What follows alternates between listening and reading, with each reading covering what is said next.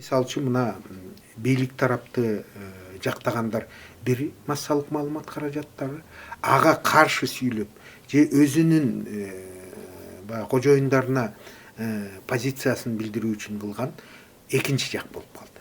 Ошон үчүн BBC айырмаланганы бул орточо тиги тарапты да бул тарапты дагы анан кийин ортодо мындай калыстардын да сөзүн бергенден мен ойлойм ошону менен айырмаланат да. Мен көп эле интервью берип калдым бул жерде. Көбүн эсе ошо укуктук маселе боюнча, коррупция менен күрөшүү боюнча, анан биздин укукту колдонуу чөйрөсүндө кандай нерселер болуп атканы жөнүндө, коопсуздук жөнүндө ушундай маселелерди нетип калдым да.